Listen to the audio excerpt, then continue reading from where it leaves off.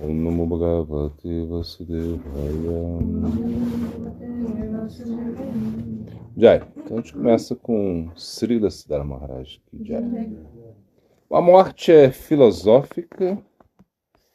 Caso você não busque o abrigo da filosofia, a morte está aí para frustrar tudo o mais. Então, na realidade, é somente a filosofia pode encarar a morte. Claro, os animais eles não têm essa capacidade de pensar na morte. Um gato não pensa na morte.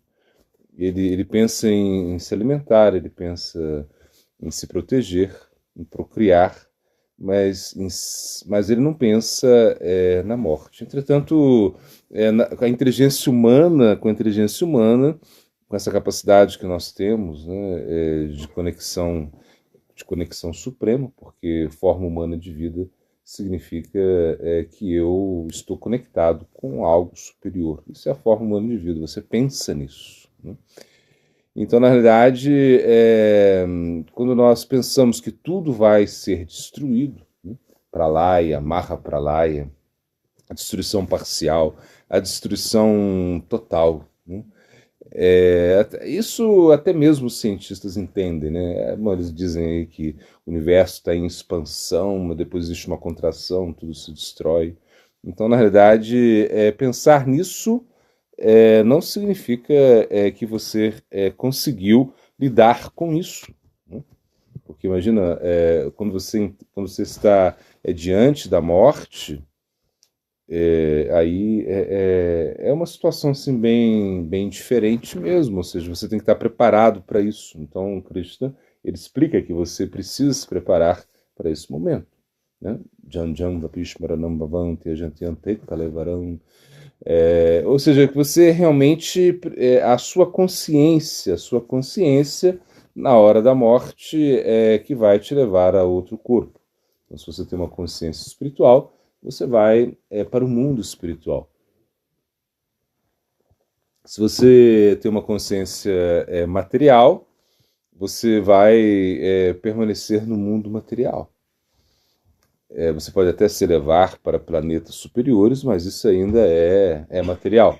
E se você tem uma consciência animal, você vai degredir, você vai regredir a corpos animais, a corpos que são, de certa maneira, inferiores, inferior no sentido que eles não conseguem pensar na morte, eles não conseguem trabalhar com esse aspecto que está presente desde o início da nossa vida. Então, se nós quando nós começamos essa existência, a morte ela já está predestinada, ou seja, algum dia vai acontecer.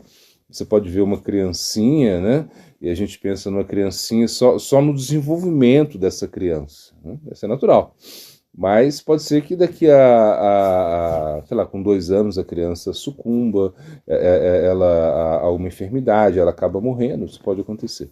Ou pode ser também que ela realmente venha a ter tantos problemas e que isso seja algo difícil da gente lidar com toda essa situação. Então, na realidade, esse fator de morte é um fator que realmente nos traz a vida, porque depois da morte está a vida. E o que nós mais pensamos é nesse morrer para viver.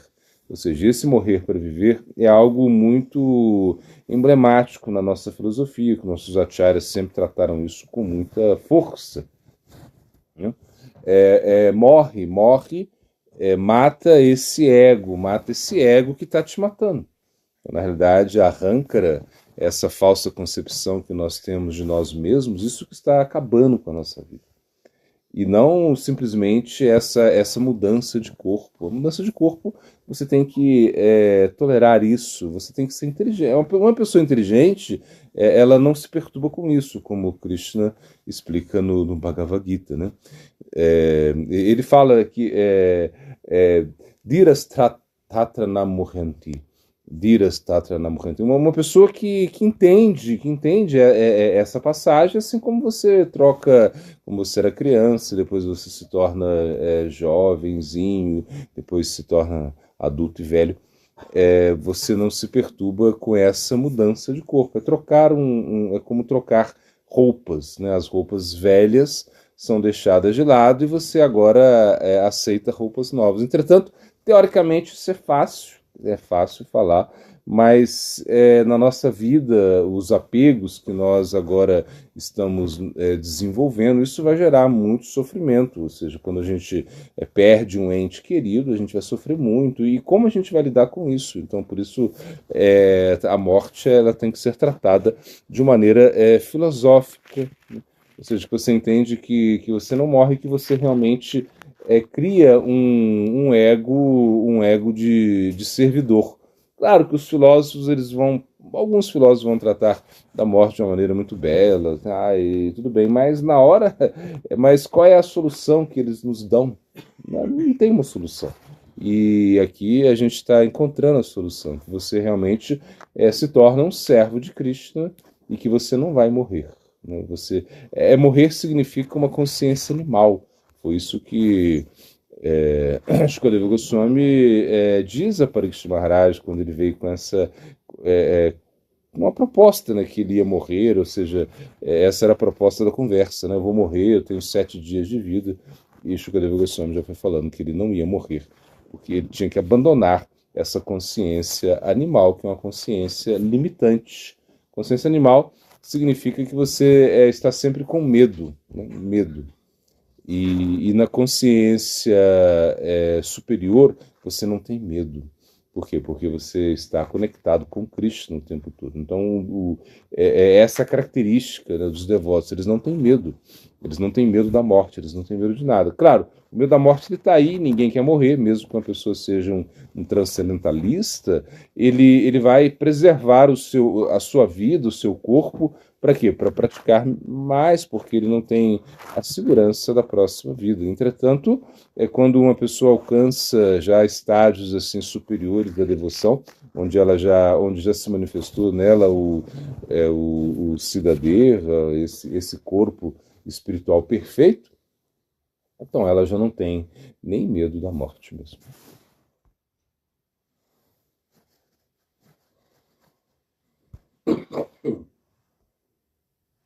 Está na citação dos acharyas. Vamos ver aqui.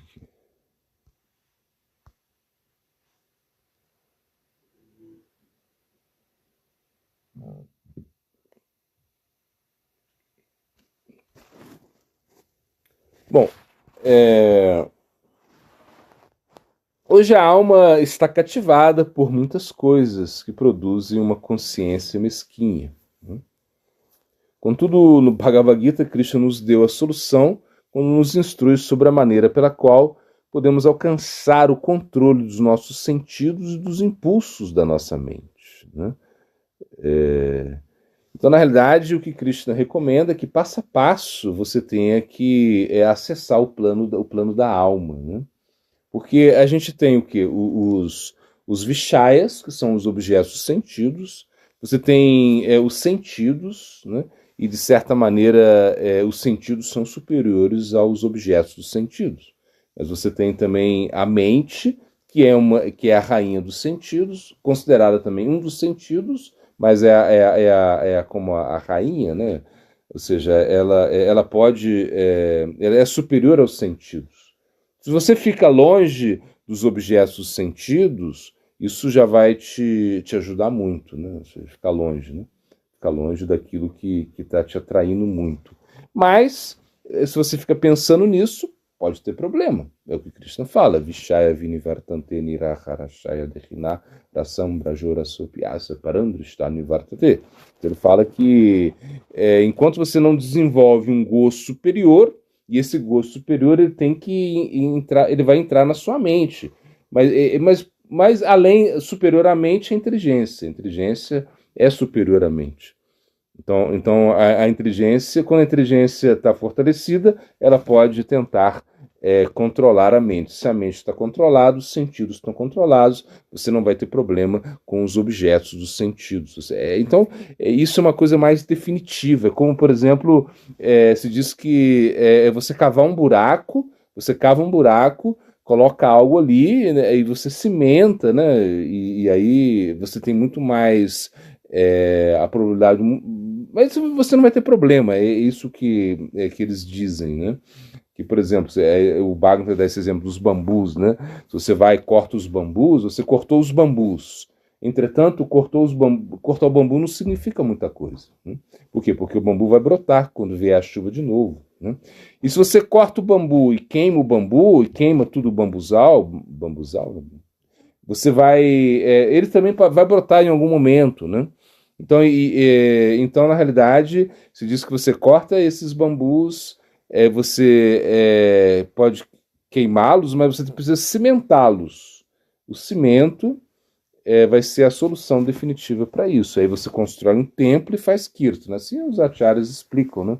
Essa explicação é muito boa, porque realmente é a única maneira de você resolver o problema de forma definitiva. Então o Bhakti é uma solução definitiva. Quando você vai para o Guiana, você vê que, como exemplos, como Sobari Rishi, né, que acabou, imagina, estava debaixo da água lá por muitos e muitos anos, meditando, tão poderoso que ele era.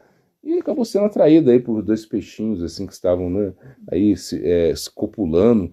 E ele quis ter quis se casar, quis ter um monte de esposas. Imagina, aconteceu isso com ele.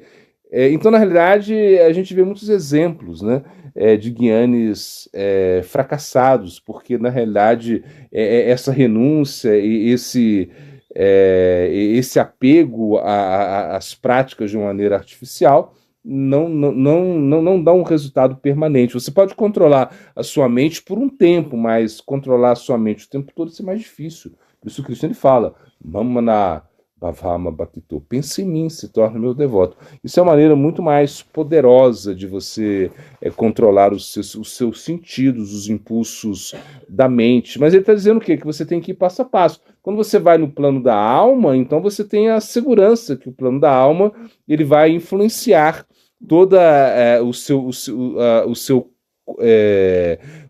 corpo sutil, a sua mente, a sua inteligência, os seus sentidos, né? Então, porque você foi no campo da alma, ou seja, a experiência dos sentidos, né?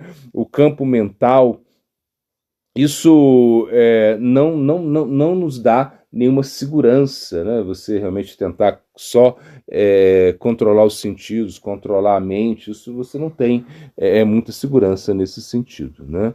Claro, a inteligência é um pouquinho superior, porque ela se condensa mais, a inteligência está mais estabelecida, né, o intelecto, né, mas você não vai conseguir também uma proficiência na vida espiritual somente tendo uma boa inteligência poderosa. Isso não vai funcionar também, né? Então, realmente, alguma introspecção no plano da alma, isso é necessário para você praticar a vida espiritual de uma maneira definitiva, né? Então, na realidade, você vai transformar tudo em cinzas. Imagina, o Bhakti é muito poderoso, o Bhakti ele pode te dar uma solução definitiva. Por exemplo, a gente vê o caso de Sarveshvara Brahmachari. Sarveshvara Brahmachari, ele era um Brahmachari, muito assim rendido, né, a Prabhupada Bhaktisiddhanta, né, e até que um dia ele começou, ele em Dhaka começou a mendigar, né, e ele ia na casa de um chefe de família que começou a maltratar ele, falou, não queria, o cara não queria de jeito nenhum dar nada, assim, e ele insistia, até que um momento ele chegou lá com um monte de cinzas e entregou para ele, toma, você quer alguma coisa? Toma cinzas. Uma humilhação, né? Então ele pegou as cinzas e levou para o templo, agradeceu, foi lá e começou a polir a parafernália da deidade, né, com as cinzas, né? E aí passou um tempo, esse chefe de família se arrependeu, e até quando e um dia ele passa lá, né, de novo, ele fala, vem cá, me desculpa, eu te tratei mal, te dei cinzas, fui muito grosseiro com você. E ele falou, não, as cinzas eu usei bastante lá na parafernália, né? E por isso a gente já viu o quê? A limpeza do coração dessa pessoa, né? Porque ele estava com as cinzas que ele deu, isso já foi suficiente para ele purificar o seu coração. Porque, claro, ele usou essas cinzas no serviço, no Seva Puja. é o serviço mais, assim, um serviço muito importante. E aí ele falou, o que você quer? O que você quer? Eu vou te dar qualquer coisa. O que você quer? O que tiver ao meu alcance, eu te dou, para realmente ressarcir essa minha ofensa, né? E ele falou, não, eu queria que você simplesmente, meu mestre espiritual, o próprio Ocidente, ele está vindo aí, eu queria que você encontrasse com ele. Ele foi lá, ele e a família toda foram lá escutar a palestra do próprio Bhaktisiddhanta, se tornaram grandes devotos, a família toda convertida. Depois Sarvesha Brahmachari ficou sendo conhecido como Jayajavara Goswami Maharaj, que foi o último sannyasi de Prabhupada Bhaktisiddhanta, né? Então a gente vê o quê? Que o Bhakti, ele, de uma forma muito simples, ele pode te dar uma solução definitiva. Você vai realmente obter um guru, obter um mestre espiritual, você vai se render a ele, e não pela força do seu intelecto, o poder das suas atividades, da sua mente, controle dos sentidos. Não, você vai realmente alcançar a perfeição simplesmente usando esse processo, que é um processo muito poderoso, é o Bhakti. Então, se você tem o Bhakti, você tem tudo. É isso que ele fala. Krishna fala, Yognapi sarvesham matgatenantaratmanan shradavam bhajante jaman samedhyuktatamu mataha. Você está explicando, de todos os yogis, né? Aquele que tem fé em mim, que se rende a mim, que está aí o tempo todo, né? Pensando em mim. Esse é o mais poderoso, porque Krishna ele tinha falado para Arjuna, né? Tashma Yoga Bhavarjuna, para que Arjuna se tornasse um yogi, né?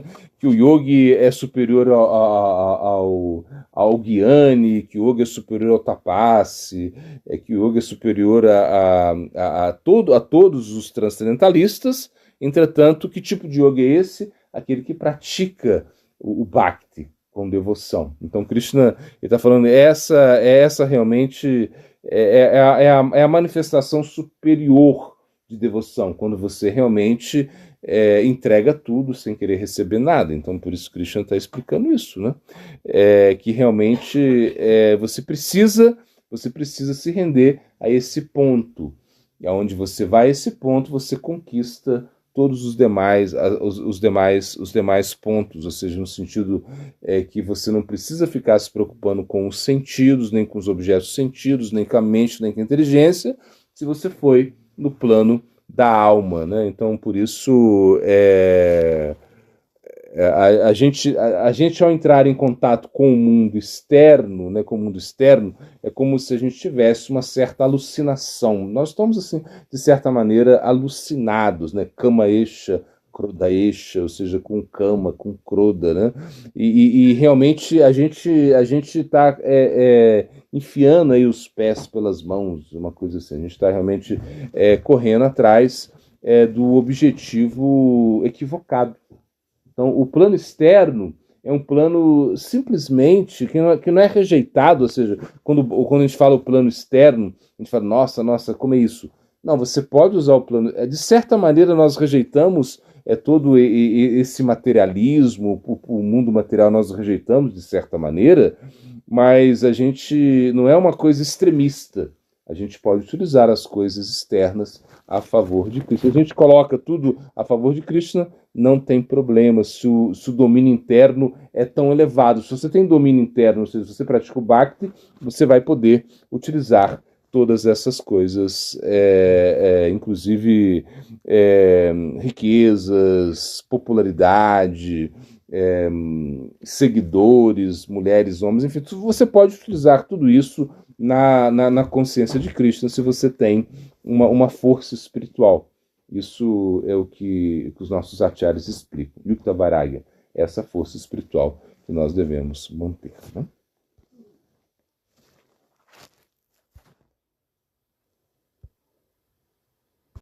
Vaishnavas Lilas. Lilas Vaishnavas, né?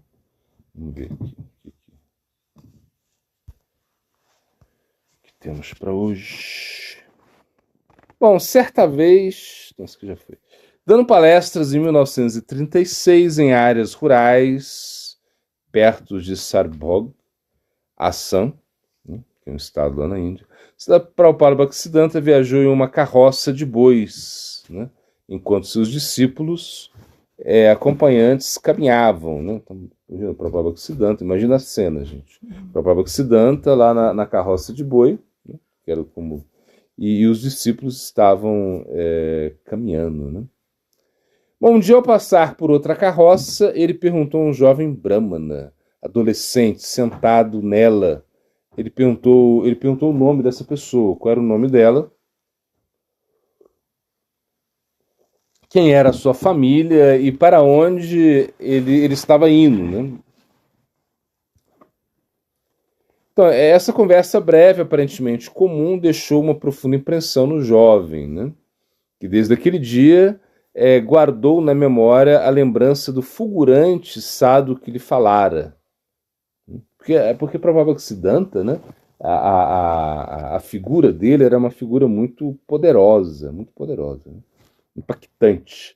Quando as pessoas viam Prabhupada Bhaktisiddhanta, eles percebiam uma energia em Prabhupada Bhaktisiddhanta. Inclusive, um espaço Srila Bhakti de Buda Bodhana Chamaraj, ele conta, né, que uma vez num Harikatha que eles estavam falando das glórias de Prabhupada Bhaktisiddhanta, então ele perguntou para Bhakti Kumud Shanta Goswami Maharaj, ele perguntou, ele falou, mas vocês falam tanto dessa beleza de Prabhupada, ou seja, dessa refulgência, desse Shakti que tinha Prabhupada Bhaktisiddhanta, vocês falam tanto disso, mas como era, né? Porque, claro, o Espada Sela Bhakti Vibhuda Bodhana Chamaraj, ele não conheceu pessoalmente a Prabhupada Bhaktisiddhanta. Só havia ouvido falar sobre Prabhupada Bhaktisiddhanta. Aí, nesse momento, o Bhakti Kumud Shanta Goswami falou assim, ó, você coloca 100 mulheres lindas, que você colocasse as 100 mulheres mais lindas do mundo do lado de Prabhupada Bhaktisiddhanta, você ia ficar olhando para Prabhupada Bhaktisiddhanta, você não ia ficar olhando para essas 100 mulheres, assim ele falou. Então imagina a beleza de Prabhupada Bhaktisiddhanta. E a beleza dele estava na sua pureza, na sua prática. Ou seja, era a sua pureza, a sua Shakti espiritual que o tornava muito atraente, né? Então, por isso, claro, e nesse contexto, só o menino Brahmana, somente de olhar para a própria Bhaktisiddhanta, ficou marcado por essa cena, né? Uhum. E percebendo sua recém-descoberta absorção sobrenatural, desejando que ele permanecesse em casa para continuar a profissão familiar de guru, seus pais resistiram bastante aos seus movimentos, ou seja, ele vinha de uma família bramínica, né? E ele seria automaticamente seguiria esse caminho, né? De um brahmana e de ser um guru também. Esse sistema de casta, Smartana, brahmanas, assim que onde a pessoa nasce já com com cargo de guru, uma coisa assim. Então a família ficou preocupada. Imagina, ele tinha visto Prabhupada, tinha se atraído por Prabhupada Bhaktisiddhanta, e isso marcou muito. Ele não conseguia parar de pensar nisso, né? Pela refulgência de Prabhupada Bhaktisiddhanta, né? Ele não parava de pensar nisso. Imagina, foi um breve encontro, uma carroça de bois, Prabhupada Bhaktisiddhanta ali, os seus discípulos caminhando, e ele na outra carroça lá, ou seja, ele estava lá, perdão, ali, né, e sentado ali no caminho, e Prabhupada Bhaktisiddhanta, simplesmente por perguntar o nome dele, a família dele, ele já ficou atraído por Prabhupada Bhaktisiddhanta. Então os pais ficaram muito preocupados com isso, né? Mesmo assim, ele finalmente escapou e se juntou a Gaudiya Mata. Ele fugiu de casa, né? Após o desaparecimento, era uma família assim, respeitada, né? Um filho de Brahmanas, né? Após esse acontecimento, né? Após o desaparecimento de Prabhupada Bhaktisiddhanta, ele foi iniciado por Srimad Madhva Maharaj. Mais tarde introduziu ao sannyasi com o nome de Ashram Maharaj. Então você viu, né?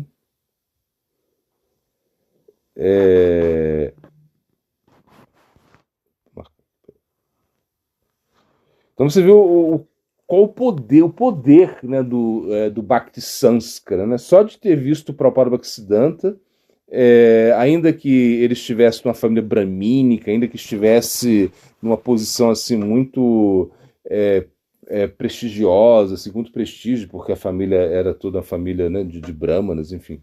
Ainda que ele tinha o futuro, né, de seguir essa família e ser um guru, simplesmente esse Bhakti Sanskara, essa impressão que ficou na sua mente, o fez depois fugir de casa e mesmo porque isso foi em 1936, né? E Prabhupada Bhaktisiddhanta ele deixou o corpo em 1937. Imagina. Então, mesmo que isso tenha acontecido, ele seguiu adiante com essa impressão de Prabhupada Bhaktisiddhanta e acabou sendo iniciado por Madhava Maharaj e depois se tornou um sannyasi, né? O poder de olhar para Prabhupada Bhaktisiddhanta, né? Só o olhar de Prabhupada Bhaktisiddhanta era como... com o olhar ele conseguia mover o mundo, né? Esse é o ponto.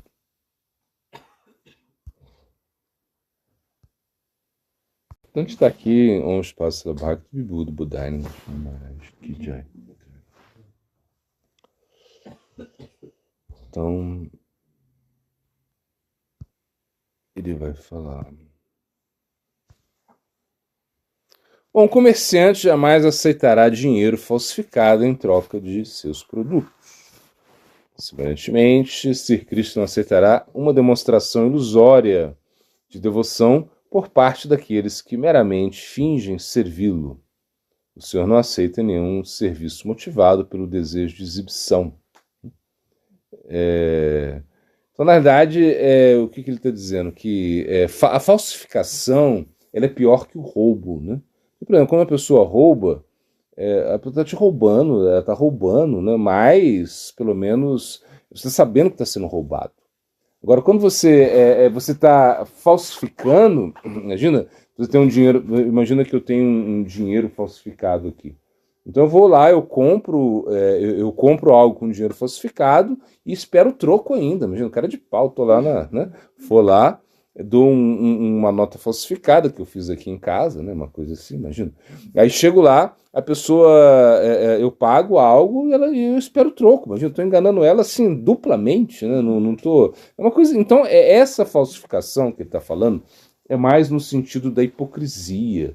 A gente não deveria atuar com hipocrisia na vida espiritual. Então, por exemplo, você pretender fazer coisas que você realmente não é capaz, ou seja, no sentido que você tentar enganar, o engano que é o grande problema. Porque a debilidade, Krishna ele vai perdoar. Mas quando você começa a falsificar, a enganar, né? E isso é muito ruim, ou seja, na realidade, isso a gente vê isso em vários âmbitos, né, na vida espiritual. Isso pode ser notado na prática mesmo. A gente vê as pessoas estão falsificando, ou seja, elas estão entregando algo, demonstrando uma devoção ilusória. Então isso na realidade não pode nos levar a um bom fruto, ou seja, isso que eu quero dizer.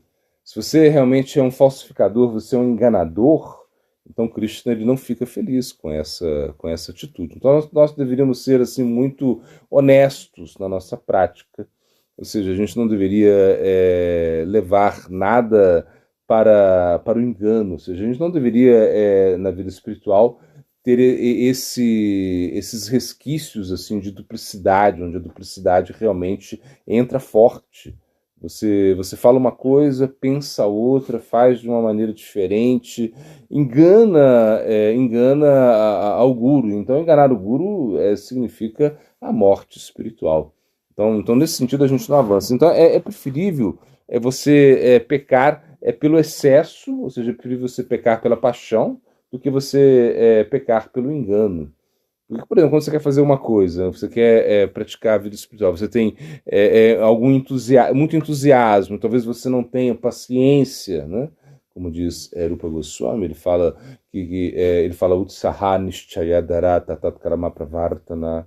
Ele fala que você precisa de entusiasmo, você precisa de paciência. Mas talvez você tenha entusiasmo para realizar as atividades do serviço devocional e você não tenha paciência, então você vai ter um problema. Mas esse tipo de problema é um problema que pode ser resolvido. Então, durante a nossa vida espiritual, durante as nossas práticas, né, nós podemos ter alguns problemas, esses problemas que são gerados talvez pela nossa incompetência, pela nossa falta, de repente a gente não consegue seguir as instruções, né? Então tudo isso pode ser ajustado. Agora, o que você não vai poder ajustar é quando você realmente quer enganar, quando você realmente está usando dessa artimanha do engano. Então, isso realmente não tem como você ir adiante na vida espiritual se ainda o engano está presente na sua vida.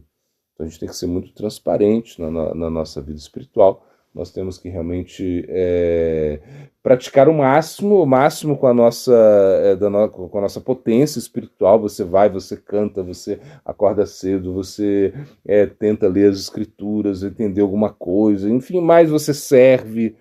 Porque imagina, Krishna é muito bondoso, né? Quando ele fala Nashta Preshu Abhadreshu Nitya Bhagavata Sevaya, ele fala, você tem que, para você aí chegar em Nishta, imagina, para você chegar em Nishta, você tem que escutar o Bhagavata, tem que estudar o Bhagavata Katha, você tem que escutar do sadhu, essa é a ideia, né, do guru, do sadhu, que seja. Mas de repente você não consegue isso, mas se você faz serviço ao mestre espiritual, ao sadhu, você vai alcançar da mesma forma. Isso que se explica, que os nossos acharyas explicaram. Ou seja, tanto por você escutar de forma atenta o Bhagavata, como você servir ao devoto Bhagavata, você pode alcançar essa estabilidade no serviço devocional. Então, por isso a gente precisa entender a nossa posição. Quando nós trabalhamos esse lado negativo, imagina, isso é uma coisa que nos é sempre incentivada, trabalhe o seu lado negativo, né? Então você fala, eu não sou nada, eu não tenho nada, eu não tenho posição, eu sou pior do que um verme no excremento. E esse lado negativo significa que você quer atrair a atenção de Krishna, porque Krishna ele se sente atraído pela humildade. Quando você se torna uma pessoa humilde, Krishna sente atração por você. Imagina, se você se torna uma pessoa arrogante, uma pessoa orgulhosa, Krishna não gosta disso. Por exemplo, ele não quis aceitar as preparações de Duryodhana, que fez uma preparação assim incrível para Krishna, tudo arrumadinho, tudo bonitinho lá, melhor. Não quero, não. Krishna, pelo orgulho de Duryodhana. Duryodhana era uma pessoa muito orgulhosa, né? Era uma pessoa muito invejosa. E Krishna era uma pessoa que era contra, né, aos seus queridos devotos. Então Krishna falou, não quero isso.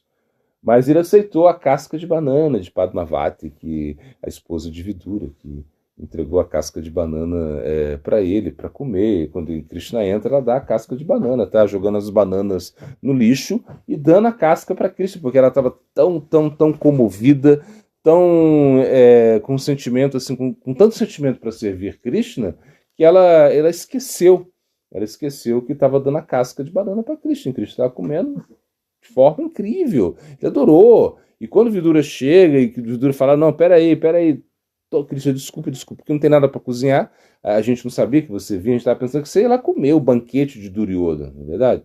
Mas você chegou aqui, de repente, desculpa, ela te deu casca de banana. Imagina, a Vidura não sabia onde enfiar a cara, não é verdade? E ele chegou lá e ele pega a banana e entrega. Isso é a banana, Krishna, come a banana. E Krishna fala, não, a casca estava mais doce. Quando ele provou a banana, ele falou, a casca era melhor. Bhavagrahi Janardana. Ou seja, o que Krishna aceita é o sentimento que você tem. Então, por isso, toda vez que a gente tenta enganar, ou toda vez que você tenta colocar o engano na sua vida espiritual, você vai se distanciar de Krishna. Krishna ele não aceita esse serviço motivado, né, pela exibição, assim, esse desejo de só aparecer. Não, peraí, Krishna, ele quer que você realmente sirva ele de uma maneira muito suave, ou seja, de uma maneira bem sóbria, né, isso que eu quero dizer, sóbria. Krishna quer que você seja sóbrio no serviço devocional.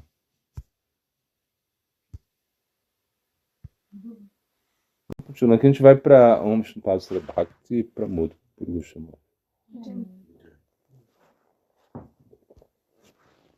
Bom, então Gurudeva ele está falando. Deve-se enfatizar que o principal ingrediente para o avanço é a misericórdia do mestre espiritual, que por sua vez é obtida automaticamente pela rendição incondicional aos seus pés de lótus, né?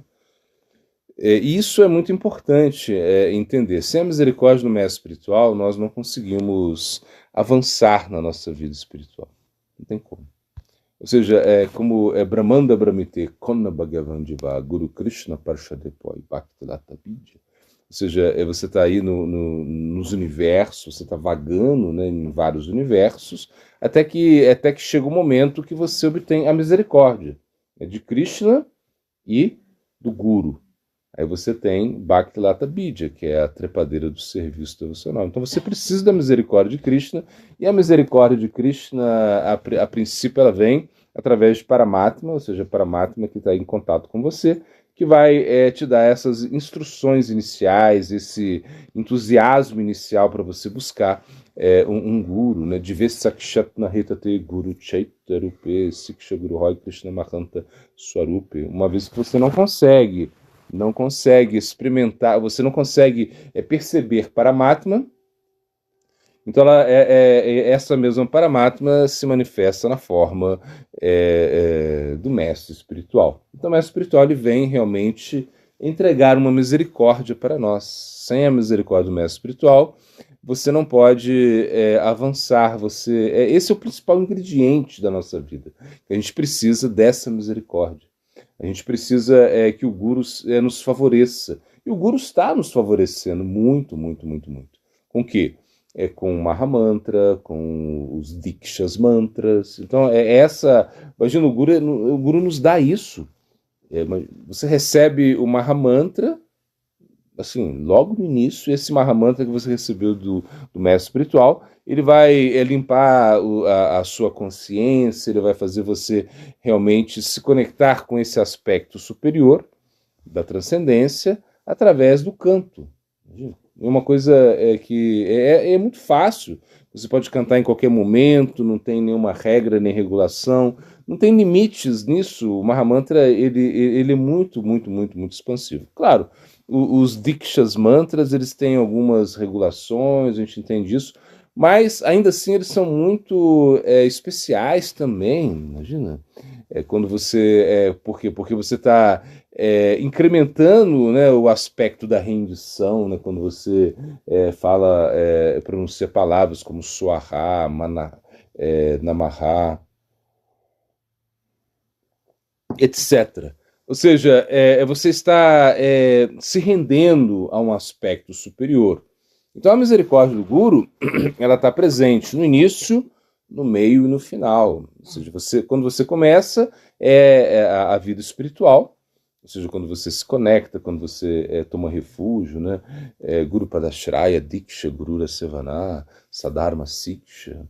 Imagina, você está aí tomando refúgio, você recebeu a iniciação, você recebe instruções. Então tudo isso é o início. No início você precisa disso, você precisa de algo que vai realmente te levar adiante. Você sabe, você tem conceitos Sambandha Guiana, esses conceitos iniciais, né, de quem é você, onde você está, qual a conexão que você tem com Krishna, a conexão que você tem com Maya, como você pode se desvencilhar de Maya e se aproximar mais de Krishna. Então isso é o Sambandha. E aonde você vai chegar? Ou seja, como quando você entra num prédio. Você entrou no prédio, você sabe qual é o andar que você quer ir. Não é assim? É algo assim. Então você quer ir lá no 108, sei lá, andar 108, imagina isso. Então você já sabe como você vai fazer, você pega o elevador, não é verdade? Aí você tem a ajuda aí do rapaz lá que ou você aperta o botão e você vai. Isso é como a sua escalada espiritual, né? Você pode ir pela escada também pode. Só que vai demorar muito, é mais difícil, é o que Cristo explica. Esses caminhos, né? O Guiana, o Karma. Hoje são caminhos assim mais problemáticos, assim, caminhos assim que. O karma, o caminho do karma é um caminho assim bem problemático. Por quê? Porque você sempre tem que voltar, você sempre está enredado nas ações. Isso é o karma, te enreda muito, né?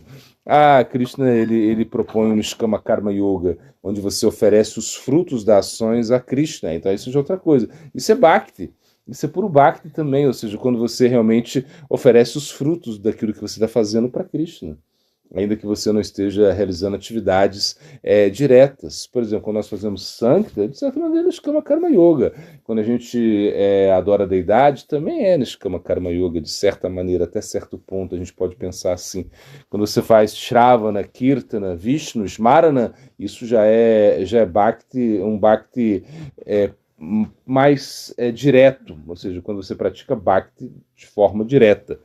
Então, a gente entende que o serviço devocional ele só pode funcionar pela misericórdia do mestre espiritual, porque ele te coloca em serviço. Então, o mestre espiritual ele vai colocar você em cada atividade específica da sua prática. Ele tá preocupado com você o tempo todo, que você realmente possa praticar vida espiritual. Então, essas instruções do mestre espiritual são muito importantes. Por isso, se explica que você não deve desobedecer o mestre espiritual. Então, isso vai muito, muito, muito desse ponto de vista absoluto. O mestre espiritual pede para você cantar, ele pede para você recordar Krishna, ele pede para você adorar. Na vida espiritual, nessa prática espiritual, as instruções do mestre espiritual são assim, essenciais. Você não pode desobedecer isso de jeito nenhum. As instruções relativas você pode ponderar um pouco, né?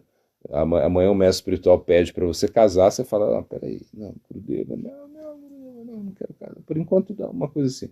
Inclusive, um brahmachari ele poderia desobedecer o seu próprio mestre espiritual. A gente vê isso, caso famoso, né? De Devavrata. Devavrata que era, em algum momento, Bhargava, né, que é o guru dele, queria que ele casasse, mas ele tinha feito um voto de não casar. Então ele acaba brigando com o guru, assim, eles começou a discutir, a coisa começou a esquentar muito, porque o guru queria que ele casasse de qualquer maneira, e ele não queria, porque ele tinha feito um voto, né? E em algum momento eles começam a discutir, de repente sai para briga. Imagina, Bhargava era muito bravo, Bhargava muito poderoso, começou a jogar astras, assim, uma coisa assim, e ficaram um jogando astra no outro, assim, uma coisa absurda. E astra significa bombas nucleares, mini bombas nucleares, não sei, com efeitos mágicos, uma coisa assim absurda, né? E eles ficaram assim trocando, né? Brigando mesmo, por quê? Porque o guru queria que ele casasse e ele tinha feito um voto de brahmacharya. Então se diz que a única instrução assim que você pode desobedecer o guru assim sem pensar se você é brahmacharya, ele te manda casar. Claro. E aí você fala, não, Gurudeva, eu não quero. E foi isso que aconteceu. Aí brigaram, até que chegou um momento que porque Devavrata era muito poderoso, Bhargava também, e já estava dando empate. E aí, então eles tiraram aí Brahmastra, tiraram uns astros que podiam destruir o mundo. Destruir. Imagina. Aí o senhor Krishna apareceu e falou, não, peraí, vocês não vão destruir nada agora não. Peraí. Não chegou o momento da dissolução do universo, não. Então, Bhargava, ele não quer casar, deixa ele tranquilo. E Bhargava aceitou isso, né? Então aí, imagina, e na verdade ele foi, Devavrata ele foi conhecido como Bhishma quando ele faz esse voto, né, de ser brahmachari, né?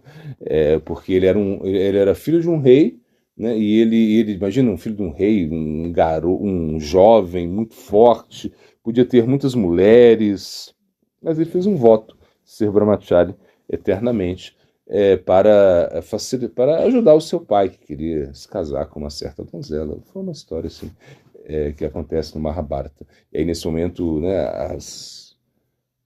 as flores caíam, né, do céu. Inclusive, por exemplo, tem um momento onde existe uma.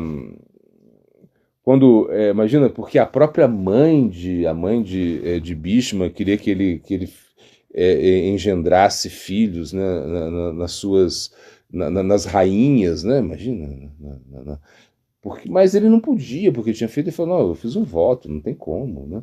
Mas ele vai lá e aí ele vai buscar,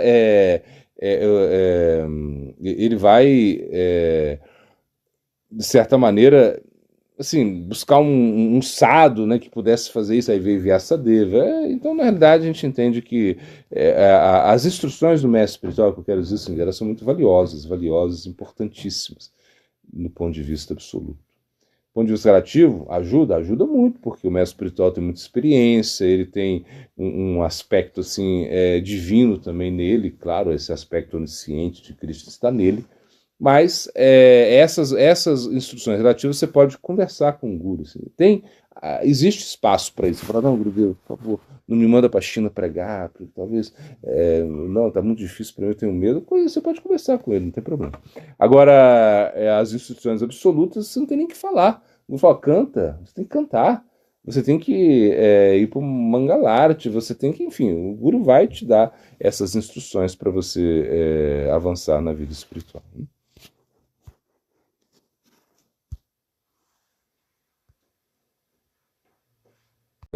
O que a gente tem que aprender com os animais, né? Uma coisa assim, porque os animais têm uma certa pureza, né? É que a gente analisa que os animais, de certa maneira, em alguns sentidos, eles são superiores até os seres humanos mesmo. Em algum sentido, né? Em algum sentido. Mas é mais do ponto de vista do instinto, eu acho. Ou seja, o animal ele se condiciona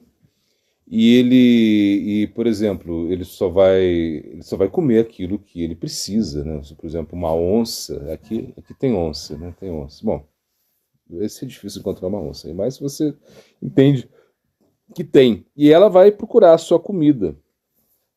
Mas quando ela come, ela fica satisfeita. Ela não é que ela vai ficar matando todo mundo aí para comer. Não, a onça não faz isso. Ela não vai fazer um frigorífico, né, guardar os alimentos. Não. Por exemplo, um cão, né, que é mais perto da nossa realidade, ele come e aí você vê essa atitude do cão de enterrar a sua comida, né? Ele enterra a sua comida, ele enterra o osso, né? Por quê? Porque ele pensa que no futuro ele pode pensar, ele pensa, depois eu vou comer isso quando, né?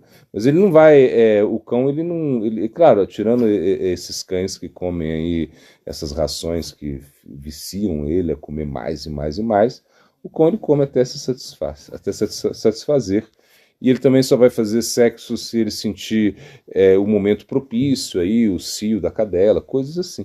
Então você pensa assim, será que o que você tem a aprender com os animais, né? Mais ou menos essa é a dúvida, né? Que, por exemplo, quando você vê que o lobo, né, o lobo, ou mesmo um cão mesmo, quando ele está para morrer mesmo, ele se afasta, né, ele vai lá um local solitário, né, não é que ele está aí pedindo socorro, ele sabe que a morte chegou, né, o gato também é assim, no momento assim da morte ele vai entender que já era, ou seja, que não está muito apegado a esses conceitos. Então, o que nós temos a aprender com os animais, acho que é muita coisa. Acho que a gente tem que aprender com tudo. Como a gente vê no Bhagavata, né? O Avaduta, ele vai falar com a abelha, você tem que aprender que você tem que coletar, né,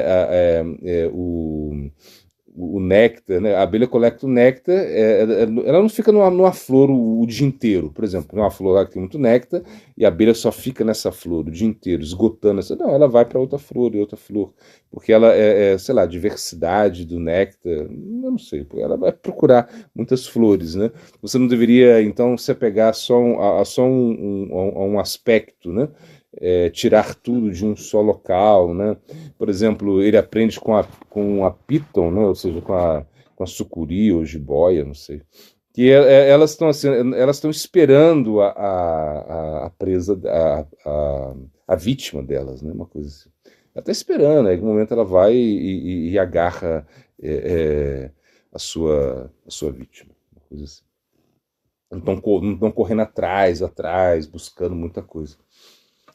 Então ele fala, você tem que. Ele vai fazendo essa analogia assim, com os animais, né? Você vê Chanakya Pandya, ele fala que com o cão você tem. Imagina com o cão, né? Na filosofia Vaishnava, a gente adora o cachorro na filosofia Vaishnava. Por quê? Porque realmente, você Bhaktivinoda Thakur fala, eu quero ser o cachorro, né, do Vaishnava, né? Que fica batendo na porta, né? E aí a gente vê que o cão, ele realmente ele tem essa conexão de submissão, né? Tá lá esperando, né? E com alegria, né? Tudo que você faz com ele vai estar alegre, né? Por mais que você maltrate o cão, depois ele já fica aí banando o rabinho, lá ele tá assim, tá alegre com você.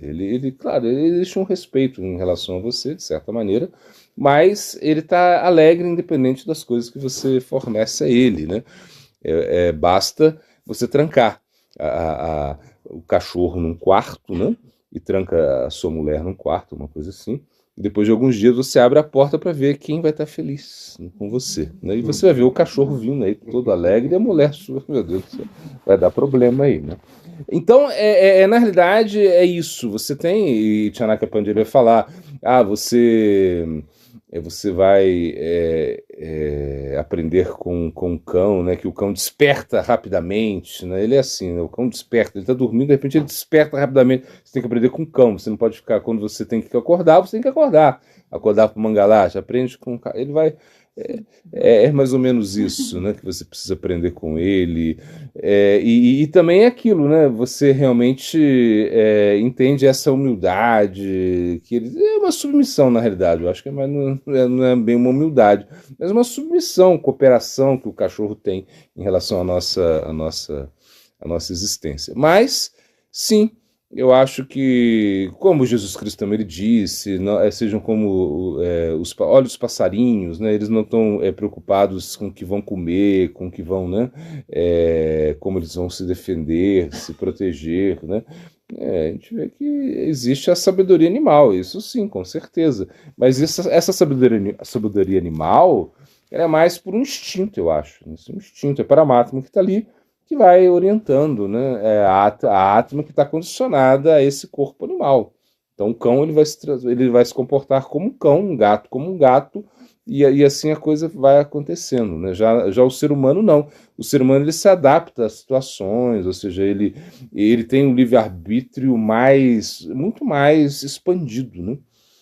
Porque, por exemplo, um cão ele não tem muito livre-arbítrio, ele não vai ficar pensando muito, né? Assim, ele pensa até certo ponto, ou seja, ele tem esse raciocínio aí, mas é uma coisa assim, muito limitada. Ele não vai além ele não vai com a ética, nem com a ética o cão vai. O cão ele não tem uma ética, né? Quando você coloca um prato de comida, você vai ver que o cão não tem ética. Se um animal tá doente ou tá mais fraquinho, ele vai querer comer a comida dele, não tá nem aí, ele não tá preocupando muito com isso, né? Assim, de certa maneira, claro, pode ter algumas exceções, eu acho que sim. A gente vê que às vezes em alguma notícia lá, né? E acontece, eu acho, isso acontece. Mas a gente não deveria perder essa sensibilidade, né? Que a gente pode aprender alguma coisa com os animais, sim. Eles são muito especiais. Todos, né? Todos. Estou falando mais do cão aí porque só que está mais perto da gente. Mas na natureza você vai ver tantas manifestações assim de pureza, né? Como você falou, né? De realmente de certa generosidade, de certa maneira, né? Mas é isso, consciência animal, é consciência animal. E a gente precisa escapar disso, né? Ou seja, por quê? Porque na consciência animal você não tem a capacidade de decidir muito, né? Você está muito limitado. E você não pode pensar sobre assuntos assim superiores, né? Esse é o problema.